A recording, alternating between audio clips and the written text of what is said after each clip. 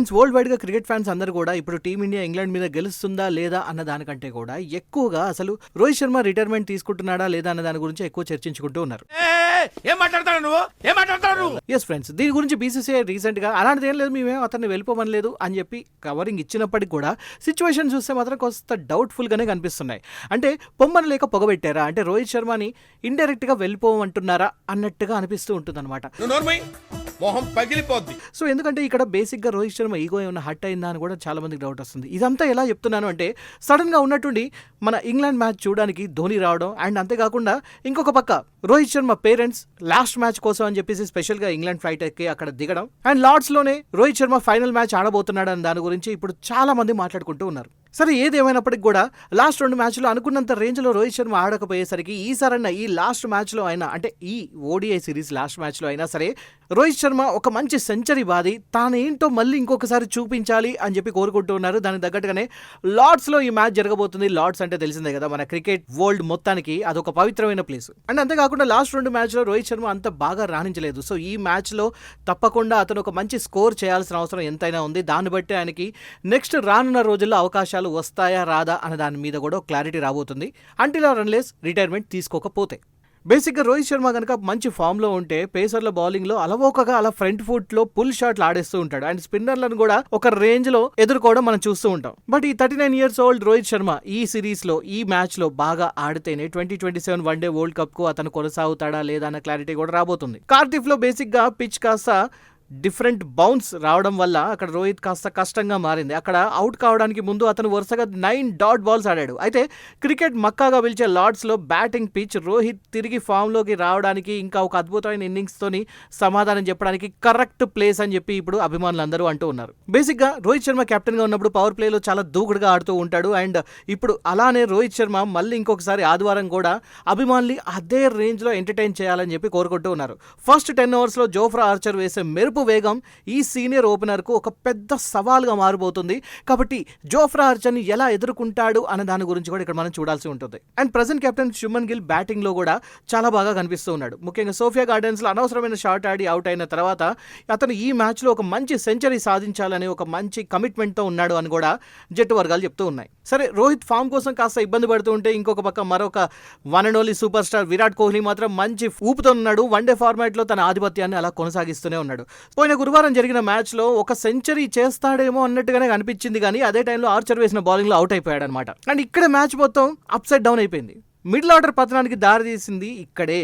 Anyhow, ఇప్పుడు do or die match జరగబోతుంది. ఈ మ్యాచ్ ఎవరు గెలిస్తే వాళ్ళదే సిరీస్ అవుతుంది. కాబట్టి లాస్ట్ టైం జరిగిన మిస్టేక్స్ ని కాస్త రిపీట్ కాకుండా కొత్తగా మంచి ఒక ప్లానింగ్ తో మన వాళ్ళు ఆడి గెలుస్తారని చెప్పేసి కోరుకుందాం. అండ్ లాస్ట్ టైం కాస్త హెల్త్ ఇష్యూస్ వల్ల కేఎల్ రాహుల్ లాస్ట్ మ్యాచ్ లో ఆడలేదు, కాబట్టి అతని ప్లేస్ లో ఇషాన్ కిషన్ వచ్చాడు. కానీ ఇషాన్ కిషన్ తో పాటు ఇంకొంతమంది కూడా షార్ట్ బాల్ లని ఎదుర్కోలేక వికెట్ సమర్పించుకొని వెళ్ళిపోయారు. ఈ సిచ్యువేషన్ చూసాక ఇండియన్ బ్యాట్స్మెన్ షార్ట్ బాల్స్ కి అంత బాగా ఆడలేకపోతున్నారు. కాబట్టి ఇదే రిపీట్ చేసే అవకాశం ఎక్కువగా అనిపిస్తుంది మన ఇంగ్లాండ్ బౌలర్స్. అండ్ ఇక్కడ ఒక ఆశాకిరణం గురించి మాట్లాడుకుంటే మిడిల్ ఆర్డర్ లో శ్రేయస్ అయ్యర్ గురించి మాట్లాడుకోవాలి. చాలా బాగా ఆడుతున్నాడు. అతని బ్యాటింగ్ లో విశేషం ఏంటంటే Adil Rashid and co bowling ను అతను ఎంతో ఆత్మవిశ్వాసంతో ప్రాపర్ గా ఎదుర్కొంటున్నాడు. అండ్ ఇక్కడ చాలా మందికి ఒక గుడ్ న్యూస్ ఏంటంటే కుల్దీప్ యాదవ్ ఈసారి ఆడే అవకాశం కనిపిస్తుంది. ఎందుకనంటే వాషింగ్టన్ సుందర్ హ్యామ్స్ట్రింగ్ గాయం కారణంగా కాస్త జట్టు నుంచి దూరం అయిపోయాడు. కాబట్టి అతని ప్లేస్ లో కుల్దీప్ యాదవ్ వచ్చే అవకాశం 100% కనిపిస్తుంది. బేసిక్ గా మన టీం మేనేజ్మెంట్ వచ్చేసి 8th నెంబర్ వరకు బ్యాటింగ్ ఉండాలని చెప్పి కోరుకుంటుంది. బట్ కార్డిఫ్ లో వాషింగ్టన్ ఎలా అయితే మైదానంలో గాయపడ్డాడో దాని తర్వాత వాళ్ళు ఇప్పుడు వాళ్ళ ప్లానింగ్ ని మార్చుకునే అవకాశం కూడా కనిపిస్తుంది. అండ్ ఇంకొక పక్క T20లో అంత బాగా రాణించకపోయినప్పటికీ కూడా ప్రస్తుతానికి అక్షర్ పటేల్ మాత్రం బాగా ఆడుతూ ఉన్నాడు. రవీంద్ర జడేజా లేని లోటుని మాత్రం ఎంతో కొంత భర్తీ చేస్తున్నాడు అన్నలో ఎటువంటి డౌట్ లేదు. ముఖ్యంగా టైమ్లీ తన స్పిన్ తోని వికెట్లు తీయడం కానివ్వండి, బ్యాటింగ్ లో కూడా హాఫ్ సెంచరీ దాకా వెళ్లి మంచి పార్ట్నర్షిప్స్ ఇవ్వడం కానీ, ఇవన్నీ చూశాక కాస్త నమ్మకం కుదురుతుంది. బట్ మనకి టీమిండియా ఇక్కడ ఇంకొక విషయం గురించి ఆలోచించాలి. అదేంటంటే మనకి విరాట్ కోహ్లీ ఎలా అయితే ఉన్నాడో ఇంగ్లాండ్ కి జో రూట్ అలా ఉన్నాడు అనమాట. లాస్ట్ టైం మ్యాచ్ లో కూడా 99 రన్స్ చేశాడు. సో అతన్ని అడ్డుకోవడానికి కోసం మన వాళ్ళు ప్రాపర్ ప్లానింగ్ తోని ఈసారి రావాల్సి ఉంటుంది. అండ్ ఇంకొక విషయం ఇక్కడ అబ్జర్వ్ చేస్తే జో రూట్ మినహా మిగతా ఇంగ్లాండ్ బ్యాట్స్మెన్ అందరూ కూడా అంతగా డేంజరస్ గా అయితే కనిపించట్లేదు. ప్రాపర్ బౌలింగ్ వేస్తే వాళ్ళందరూ కూడా ఇబ్బంది పడుతున్నారు. లాస్ట్ 2 మ్యాచ్ల్లో కూడా అదే కనిపించింది. ముఖ్యంగా జస్ప్రీత్ బుమ్రాకి సంబంధించి ఏ బాల్ వచ్చినా కూడా దానికి వాళ్ళ దగ్గర ఆన్సర్ అనేది 95% ఉండట్లేదు. అండ్ లాస్ట్ సెకండ్ వన్డేలో లియామ్ డాసన్ స్థానంలో ఇంగ్లాండ్ ఇంకొక అదనపు సీమర్ను ఆడిచ్చింది. కాబట్టి సిచ్యువేషన్ డిమాండ్ చేస్తే అతను మళ్ళీ తిరిగి జట్టులోకి రావచ్చు అని కూడా అంటూ ఉన్నారు. అండ్ ఫ్రెండ్స్ ఒకసారి లార్డ్స్ లో హెడ్ టు హెడ్ రికార్డ్ తీసుకుంటే మాత్రం లార్డ్స్ లో ఇండియా అండ్ ఇంగ్లాండ్ రెండు కలిపి ఇప్పటి వరకు 8 మ్యాచ్లు తలబడగా ఇంగ్లాండ్ 4 విజయాలతో కాస్త ఆధిక్యంలో ఉంది. అండ్ భారత్ వచ్చేసి 3 మ్యాచ్ల్లో విజయం సాధించింది, ఒక్క మ్యాచ్ మాత్రం టైగా ముగిసింది. కాబట్టి ఇక్కడ కాస్త ఎడ్జ్ మాత్రం ఎలా చూసుకున్నా కూడా ఇంగ్లాండ్కే కనిపిస్తుంది. అండ్ ఫ్రెండ్స్ ఒకసారి లార్డ్స్ పిచ్ రిపోర్ట్ చూస్తే మాత్రం లార్డ్స్ పిచ్ పూర్తిగా బ్యాటింగ్కి బాగా అనుకూలించే వికెట్. అయితే పేసర్లకు కూడా కొంత సహాయం ఉంటుంది కాబట్టి బంతి పాతబడే కొద్దీ ఇంకా పిచ్ సెటిల్ అయిన తర్వాత షాట్లు ఆడడానికి ఇది చాలా అద్భుతమైన పిచ్గా మారుతుందన్నమాట. కొత్త బంతితో వచ్చే ప్రయోజనం చాలా ఇంపార్టెంట్ కాబట్టి ఇక్కడ మనం 275 కంటే ఎక్కువ స్కోర్ చేయవచ్చు అని చేయాల్సిన అవసరం ఉంది. ముఖ్యంగా మిడిల్ ఓవర్లో స్పిన్నర్లకు సహాయం ఇక్కడ లభించే అవకాశం ఉంది. కాబట్టి లార్డ్స్లో మొదటి ఇన్నింగ్స్లో యావరేజ్ స్కోర్ చూసుకున్నా కూడా 240 నుంచి 270 రన్స్ అండ్ సెకండ్ ఇన్నింగ్స్లో యావరేజ్ స్కోర్ చూసుకుంటే 210 నుంచి 230 రన్స్ వచ్చే అవకాశం క్లియర్గా కనిపిస్తుంది. సో బేసిక్గా ఇది బ్యాటింగ్ పిచ్ కాబట్టి ఇక్కడ బ్యాట్స్మెన్ కాస్త తెలివితోనే ఆడాల్సిన అవసరం కూడా ఉంది అని చెప్పేసి సీనియర్లు అంటూ ఉన్నారు. అండ్ ఒకసారి స్కోర్ ఎస్టిమేషన్ కనుక చూసుకుంటే మాత్రం ఇంగ్లాండ్ ఒకవేళ ఫస్ట్ బ్యాటింగ్ చేస్తే 270 నుంచి 280 రన్స్ చేసే అవకాశం ఉంది. అండ్ ఇండియా ఒకవేళ బ్యాటింగ్ చేస్తే 265 నుంచి 275 రన్స్ చేసే అవకాశం కనిపిస్తుంది. సో మరి మీరే అనుకుంటున్నారు, ఒకవేళ ఇండియా ఫస్ట్ బ్యాటింగ్ చేస్తే ఎంత స్కోర్ కొడుతుంది అనుకుంటున్నారు, ఎవరు సెంచరీ చేసే అవకాశం కనిపిస్తుంది అనుకుంటున్నారో కామెంట్ చేయండి. అండ్ ఇక్కడ టాస్ గెలిచిన తర్వాత బ్యాటింగ్ తీసుకోవాలా బౌలింగ్ తీసుకోవాలా అంటే మాత్రం ఇక్కడ బ్యాటింగ్ తీసుకోవడం ఉత్తమం. ఎందుకంటే స్కోర్ 300 దాటితే చేసింగ్ చేసే జట్లకు కాస్త సవాళ్లు ఎక్కువగా ఎదురవుతాయి. సో ఇక్కడ సెకండ్ ఇన్నింగ్స్ లో బ్యాటింగ్ చేయడం కొంచెం కష్టంగా ఉండబోతుంది. అండ్ ఈ సిరీస్ లో మొదటిసారిగా 270+ స్కోర్ ను మనం ఆశించవచ్చు అని కూడా అంటూ ఉన్నారు.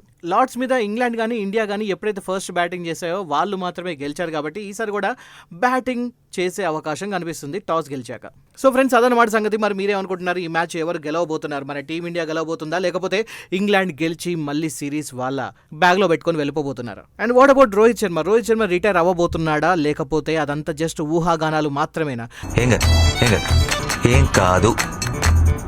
అండ్ ఇంకొంతమంది ఏమంటున్నారంటే రోహిత్ శర్మ రిటైర్మెంట్ అయ్యే అవకాశాలు అయితే లేవు, కాకపోతే అతన్ని కాస్త పక్కన ఉండమని చెప్పి ఎవరైనా చెప్పి ఉండవచ్చు. కాకపోతే ఆ టైంలో కావాలనే కొంతమంది PR గేమ్స్ స్టార్ట్ చేసి ఇలాంటి అనవసరపు కొన్ని ఊహాగానాలకి తెరదీసి ఉండవచ్చు అని కూడా అంటూ ఉన్నారు. అండ్ అంతేకాకుండా ఇంటర్నల్ వర్గాలు కొంతమంది ఏమంటున్నారంటే ఈ విషయాన్ని అంతా కూడా జైషా చాలా కీన్ గా అబ్జర్వ్ చేస్తూ ఉన్నాడు. అదంతా జరిగిన తర్వాత జట్టు సెలెక్టర్లకు ఫోన్ చేసి ఏంటి గోల్ అంతా అనవసరంగా ఎందుకు ఇలాంటి ఒక సిచ్యువేషన్ క్రియేట్ చేస్తున్నారు, ఏదైనా ఉంటే త్వరగా క్లియర్ చేసేయండి అని చెప్పి చెప్పారట. దానికి తగ్గట్టుగానే BCCI ఒక మీటింగ్ ఏర్పాటు చేసి అక్కడ ఇలాంటిదంతా ఏం లేదు, మేము రోహిత్ శర్మని ఎక్కడ కూడా రిటైర్ అవ్వమని చెప్పి అడగలేదు, 2027 వరల్డ్ కప్ కి ఎవరైతే ఫిట్ గా ఉంటారో వాళ్ళు తప్పకుండా ఆడతారు అని చెప్పేసి ఒక చిన్న హోప్ అయితే ఇచ్చారు. కానీ రోహిత్ శర్మ తప్పకుండా ఉంటాడు అని మాత్రం ఎవరు చెప్పలేదు. సో మొత్తానికి సంథింగ్ ఈస్ కుకింగ్. అండ్ వాటన్నిటికీ ఆన్సర్ రావాలంటే మాత్రం ఈ సండే మ్యాచ్ అయిపోయిన తర్వాతే మనకి ఒక క్లారిటీ వస్తుంది. And mean while Rohit Sharma మంచి కంబ్యాక్ ఇవ్వాలని చెప్పేసి మంచి ఒక సెంచరీ చేయాలని చెప్పి మనస్ఫూర్తిగా కోరుకుంటున్నారు అందరూ కూడా.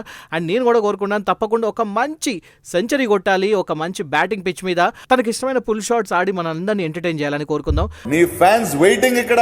సో అదనమాట సంగతి. మరి video like, share and subscribe, comment చేయడం మర్చిపోవద్దు. అండ్ హైప్ ఇవ్వడం మర్చిపోవద్దు. ఇంకొక వీడియోతో మళ్ళీ కలుసుకుంటాను.